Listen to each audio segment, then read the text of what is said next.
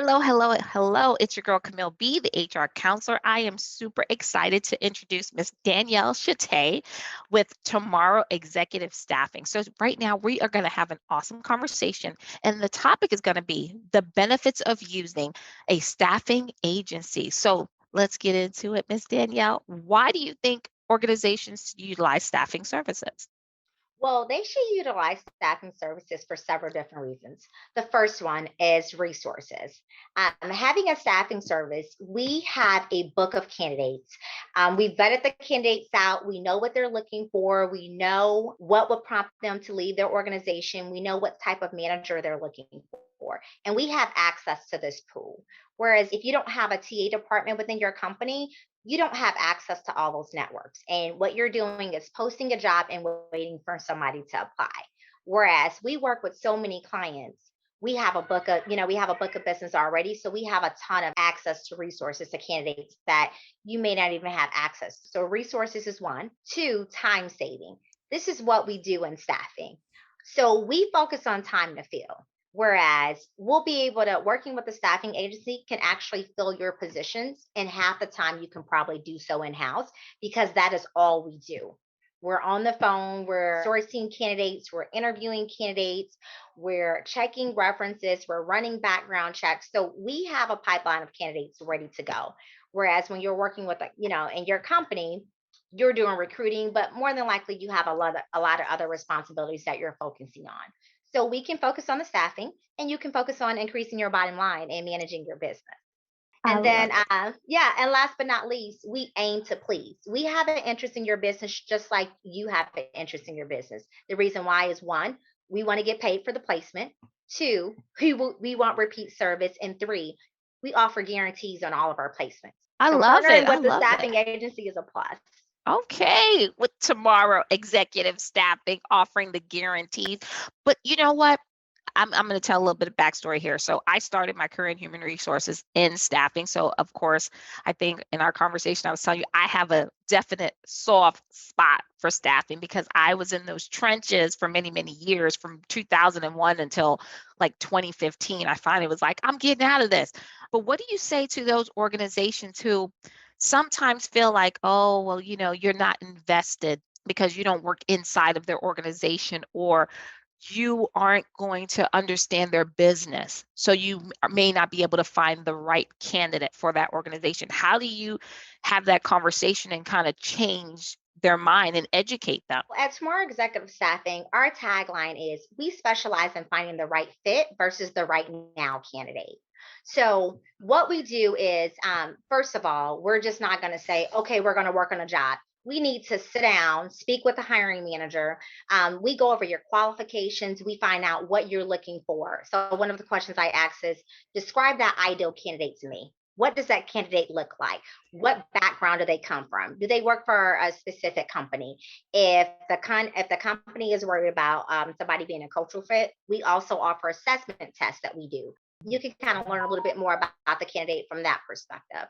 But at the end of the day, working with the staffing agency, it's really a win-win because I don't get paid unless I place a candidate. So you're not losing anything at that point. I mean, if you look at it from that perspective, we're actually investing time to help you grow your business. And the intent is so that we can actually build a long term partnership. Because some companies are like, well, no, you know, um, we work with staffing agencies in the past and they just kind of just threw to see what fit was stuck. Well, that's not really what we do because, like I said, we offer a guarantee. And with that guarantee, if that placement doesn't work out, that's on us again. And my recruiters spend a lot of time qualifying these candidates, and we're not doing it just so we can have a cycle. We're doing it to make sure that the person's going to be the right fit. And at the end of the day, because we're all about being transparent, if I interview a candidate and it's not a good fit, or you interview them and I'm like, okay, and you tell me, you come back and give me feedback from the interview. If I think it's not going to work out, I'll tell the hiring manager, like, hey, I know you really like this candidate, but after, since they shared this information, I'm recommending you not to move forward with them. Another thing that I do is myself and my team, we talk candidates out of positions. Because if we can talk you out of a position, that's not a good fit for you. And That's that's right. okay because everything isn't for everybody. And Right, usually that right. kind of makes the candidates, that usually make the clients feel a little bit more comfortable because they're like, oh, okay. Because this really isn't about a transactional sell. Like I said, this is more of a partnership. We want to be an extension of your business. That's so good. That's so good. And I love the fact that you want to be an extension of the business, meaning that you don't plan on going anywhere. No, You not want at to all. really, you want to be embedded in that business. So what are some of the type of positions that you fill for organizations? We do finance positions. Most recently, we just closed on a plant controller position, a production manager position. We do marketing. Right now, I'm working on a director of HR positions, HR generalist positions. So, more so, we start at mid level to executive level placement. So, Okay. usually our candidates are anywhere between, on the low end, they're usually about 5 years, 5 years and up. We do work with a few candidates that have like 3 to 4 years of experience, but it's usually 5 years and up because the clients that we're working with, they're looking for somebody that has prior experience that can hit the ground running. You mentioned that, it's a benefit to our organization using a staffing agency, but what's the benefit to the candidate using your services instead of trying to So just get a job on their own? So, like I tell candidates, one of the best things about partnering with a staffing agency when you're seeking employment is that we have access to jobs that you don't have access to. And a lot of Absolutely. times when I'm working on positions, I don't post positions on Indeed. What I do is I look through my database or I look through my network and say, hey, let me see who background aligns with this position. So, the best way to put working with a an agency as a candidate, what they can do is they can actually help you skip the line because when you're applying on your own, you're just another number. You're applying through the applicant tracking system, hoping that your resume may or may not go through depending on how you answer those disqualifier questions. Whereas if you come to me, let's say I'm working on a financial analyst position, you come to me, you tell me your salary expectations are $90,000. Usually a position posted, it may say 80,000. I'll talk to the candidate, vet them out.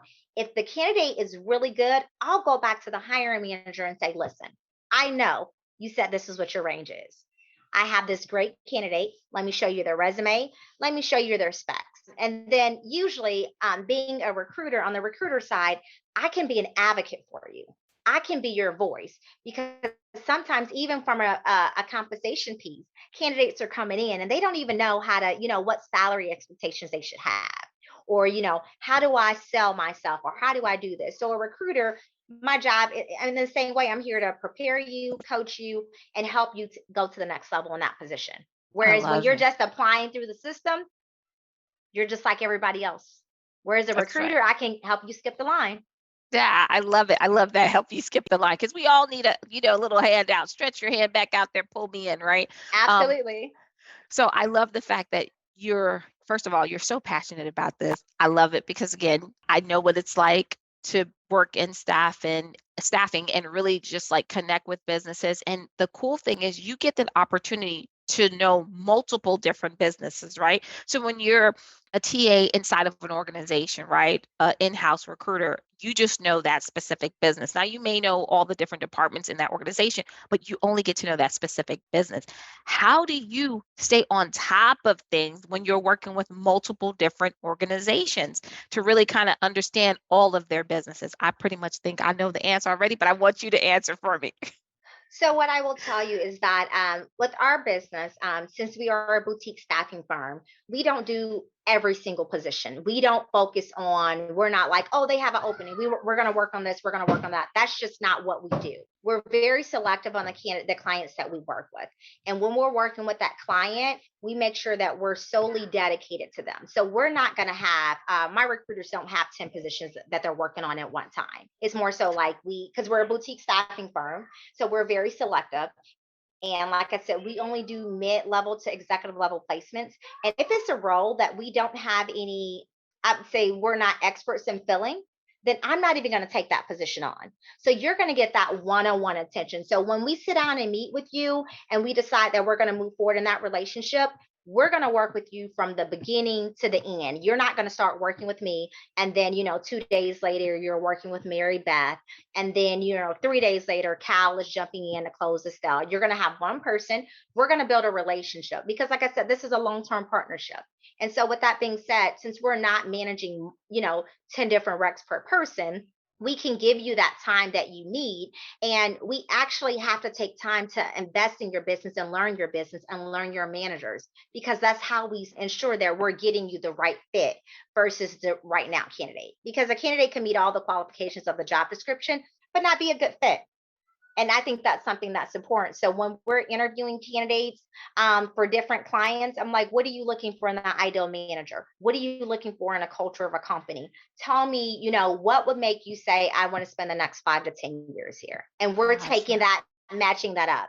And if you have a bunch of clients and you're just like looking to make sales and stuff like that, you're not going to be that vested in anybody's business because you just want the next sale, because it's very transactional, like I said, but our business is relationship based.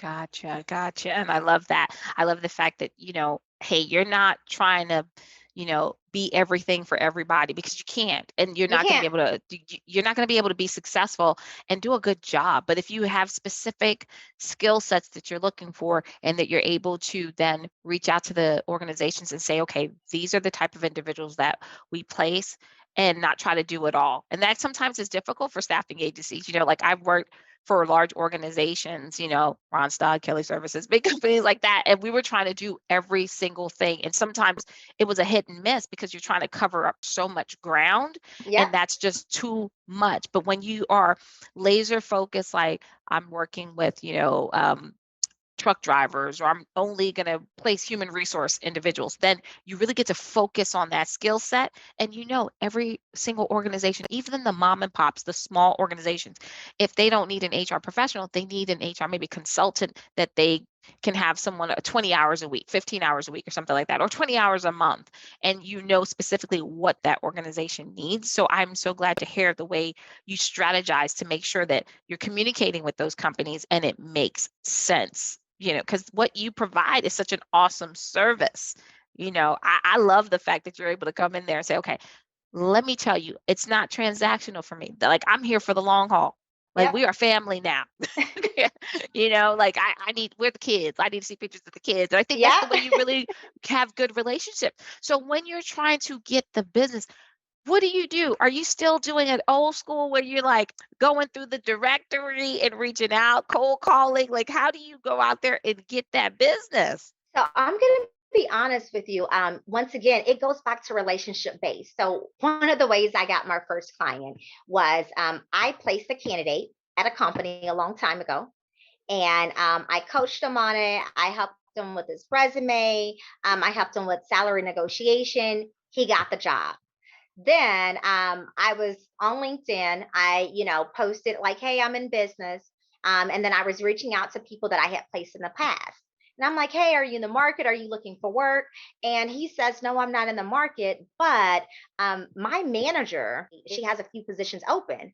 Would you be interested in speaking with her? So I've just been going back with people that I placed in the past, companies that I worked at in the past before I became a business owner, and said, listen, my results speak for themselves. You know what I bring to the table.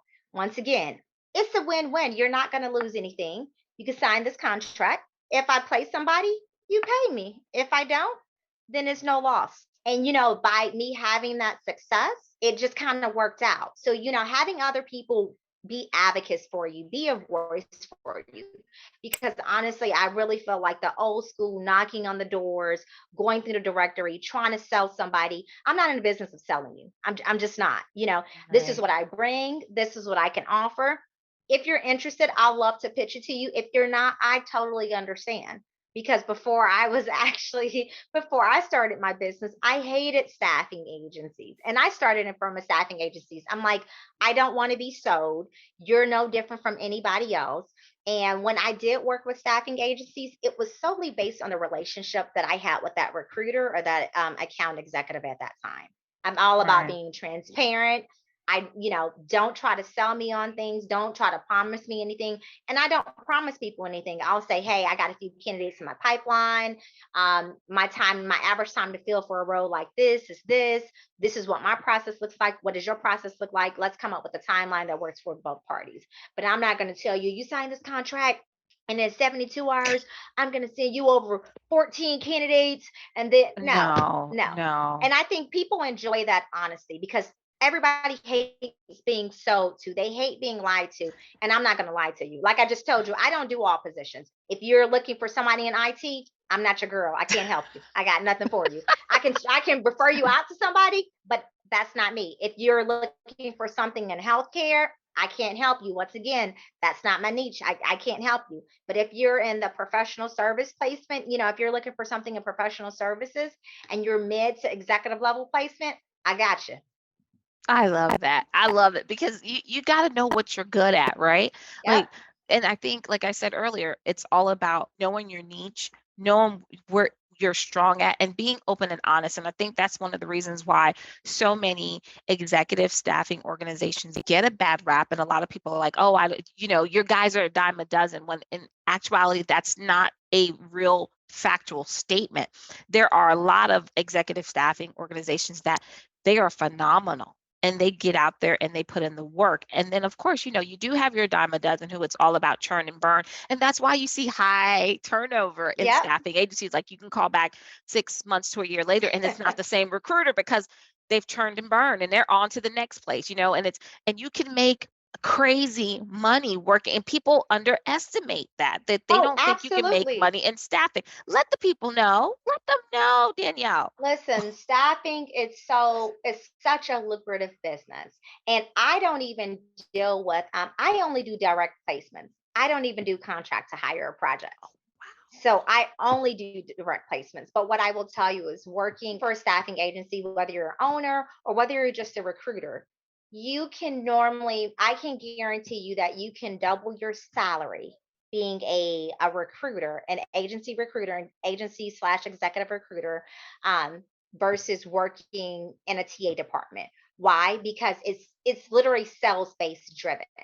You're getting commissions, you're getting splits off of what your placements are. Whereas when you're a salary recruiter, your salary, you get your standard $75,000 a year, and that's it. You may get a small bonus based on your KPIs. Whereas with agencies, the sky is the limit. The higher the position, the more lucrative it is. Absolutely. And just to know, I was not aware. So I'm glad that you mentioned the direct placements because, yes, I'm thinking back to my days of working at a large staffing agency and placing someone over $100,000, and like, you don't get anything off of that. You get your regular paycheck, and maybe you'll bonus for that month, maybe for the quarter, but it's not the same versus when you're doing a direct placement, a direct hire, working for yourself. You get a nice chunk. It could be a 10%, 15, it could be a split. And that's a lot of money when someone has over six figures.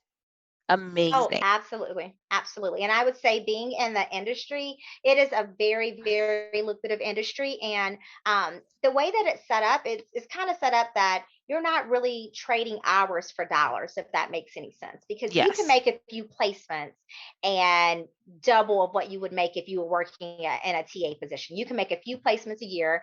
You don't have to work the entire 2,080 hours a year that you normally work No. to exceed that income potential. So the income potential is actually there.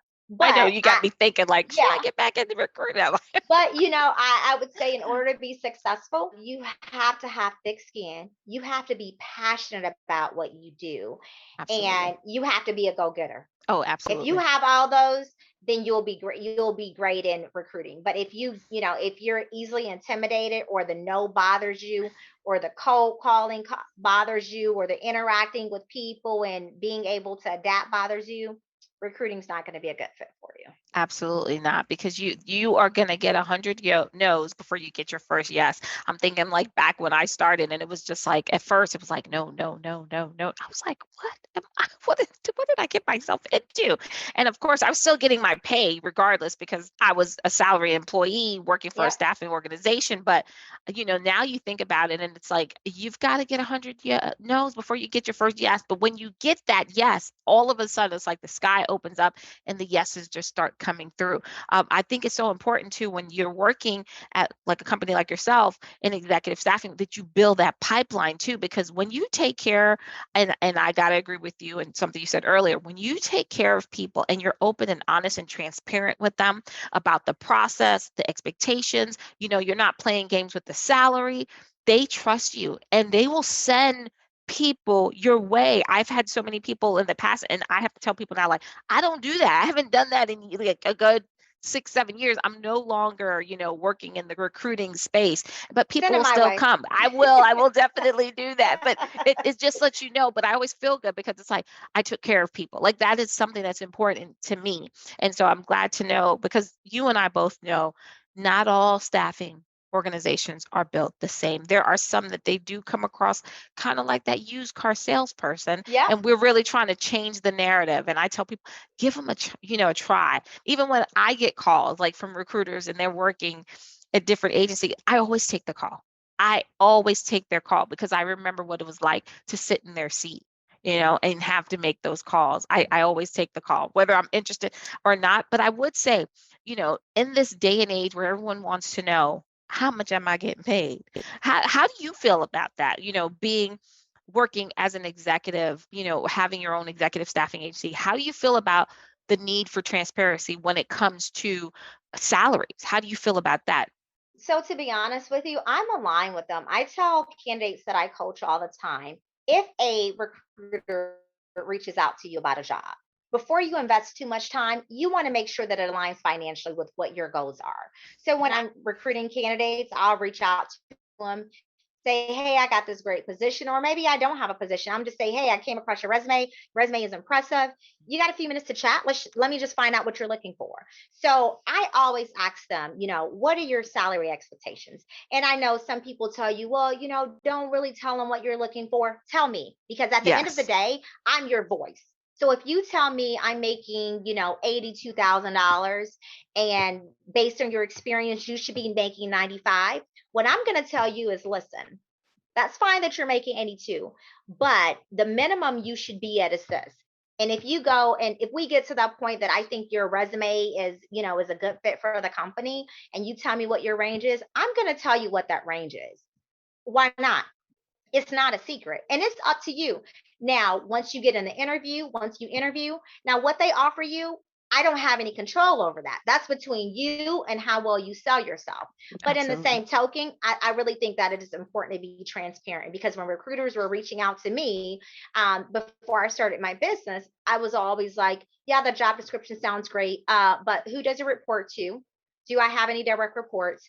And what is the salary range? Because if none of that didn't align with what I was looking for, there was no need for me to waste your time. And then they would Absolutely. tell me, and I would say, that's not going to work. However, if you have something that looks like this, and this, don't hesitate to reach out to me, and then maybe we can connect later. So I think you should share that salary stuff, the salary expectations and the comp packet. And that way you're not wasting your time and you're not wasting their time, because if they're way above what you're looking for, they're not going to be a good fit. Like, I don't believe in people taking pay cuts. If I'm hiring for a position, a person says they're making 92, the position's making 82, I'm going to tell you I'm not going to submit you to that position, because you have a lifestyle that you need to accommodate. And if you're transitioning jobs, you need to get more, because you're going to be doing more responsibilities. I always tell people, never take a pay cut. And when people are like, oh, it's negotiable, it is, but it's not. It's Not. really not. It's You know what you need to pay your bills. You know what you need to absolutely. sustain your lifestyle. So don't let one opportunity or one call sway you into, reducing your value. It's not worth it. The position's not a good fit. Move on and let's keep going. There's other jobs out Uh, there. Absolutely. And I'm so glad that you said number one, it's not negotiable. And no, don't put your salary, request a lower salary because you think this is what you need to do. And I've been in positions where people have said, and even if they offer you a lower rate, you should take it because you don't know what the opportunity is. Huh? So I'm No, going to that's leave not an short. opportunity. That's That's not not. an So that opportunity. is an Mm-mm. opportunity. I'm going to leave sure for unsure. I know this devil. So you Yep. want me to leave and make less money with the new, and I don't know what I'm getting into? Like, absolutely not. I think I love the fact that more and more organizations and more states are now requiring, there are certain states that require that Yep. you share the salary.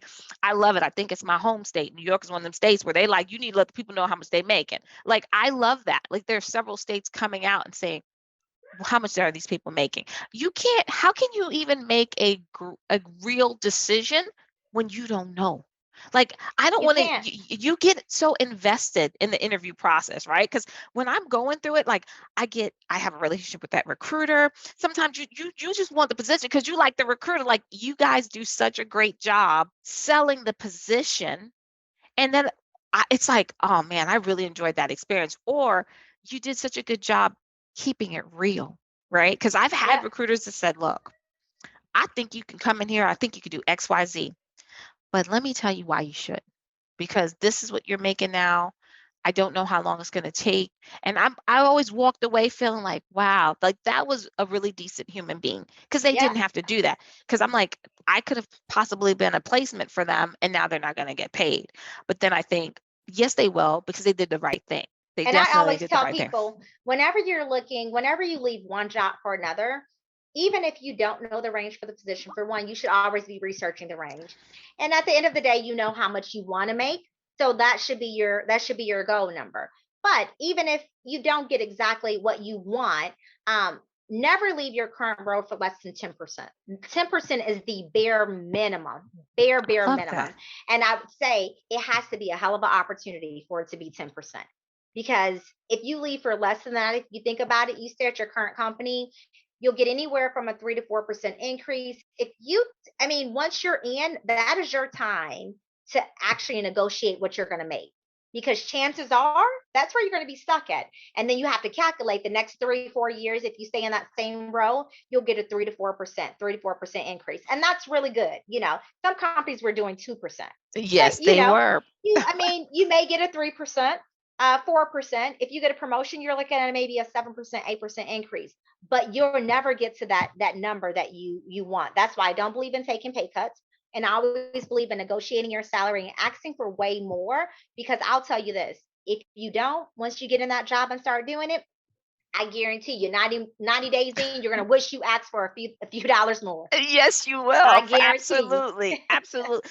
So you did mention, hey, going in there and asking for a certain amount.